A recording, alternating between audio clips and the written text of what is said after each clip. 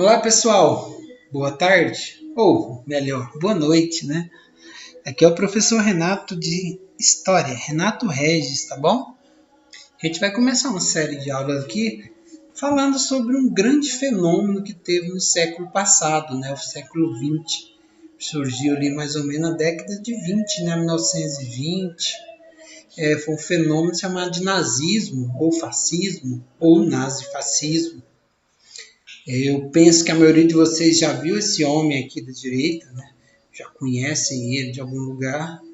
É o Adolf Hitler, né? Ele era, vamos dizer assim, austríaco, mas compartilhava com toda a cultura alemã e foi o chefe, né, da Alemanha durante mais de uma década.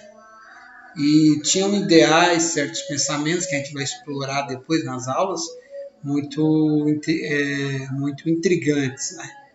Do lado esquerdo aqui, a gente tem um outro símbolo desse movimento, que é o Benito Mussolini. Ele era italiano. É interessante que, apesar de o fascismo, né, ter surgido antes na Itália, alguns anos antes de o Mussolini ter assumido o poder na Itália, anos antes do Hitler assumir na Alemanha, o Hitler é muito mais conhecido, né, pelo Mussolini. Poucas pessoas assim conhecem quem foi esse governante italiano chamado Benito Mussolini. Eu quero mostrar primeiro aqui para vocês, antes de tudo, a localização, né? Eu gosto de trabalhar muito com localização. Vamos lá, desses países. Então nós temos aqui o mapa mundi. Aqui está o Brasil, Argentina, né? América do Sul, América do Norte, Estados Unidos, Canadá, América Central, a África, né? Pessoal, a África é um continente. A África do Sul que está aqui é um país. Ó. São mais de 50 países na África. Você tem a Oceania, os principais países aqui é a Austrália e a Nova Zelândia. Aí você tem a Ásia, que tem China, Mongólia, parte da Rússia. E por último esse continente aí, o Oriente Médio também, né? Arábia Saudita, Irã, Iraque, faz parte da Ásia. E por último esse continente europeu, que eu vou aumentar aqui, que a Europa é um dos menores continentes.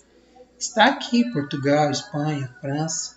E aqui está a Itália, chamada de bota, que parece uma bota, né? A península dela. E também aqui a Alemanha, que é essa parte laranjada aqui. Alemanha e Itália. Então foram aqui que surgiu esses movimentos, esses governos chamados de fascistas ou nazistas. O fascismo era mais utilizado na Itália e o nazismo era mais utilizado na Alemanha. Voltando lá então. Por que o nome, né? Fascismo foi criado na Itália. Esse movimento veio do termo face, que no latim seria feixe, feixe de lenha, que era um símbolo da ordem, símbolo de força. Então eles utilizaram esse nome e os fascistas andavam com esses feixes de lenha, né? Pedaço de pau, né, na rua, e muitas vezes agrediam, entravam em confronto com seus adversários políticos. O grande líder dele está aqui, o senhor Benito Mussolini.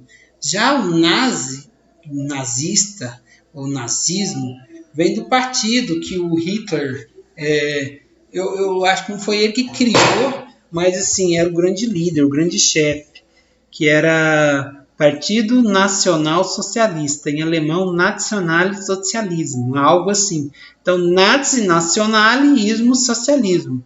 Apesar que o nome socialismo aqui não tem nada a ver com socialismo, né?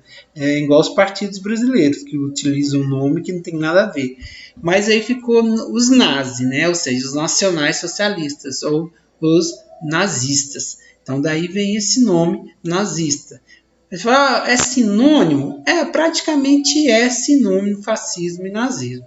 A diferença é que o nazismo na Alemanha vai desenvolver alguns elementos que não tinha no fascismo na Itália. Mas, assim, geralmente, para identificar uma pessoa que tem ideias nazistas ou fascista, praticamente sinônimos. Mas muitas vezes o nazismo é mais localizado na Alemanha e fascista é como uma posição, um modo de pensar e de agir de uma pessoa, tá? Então são esses dois aí, camaradas aí.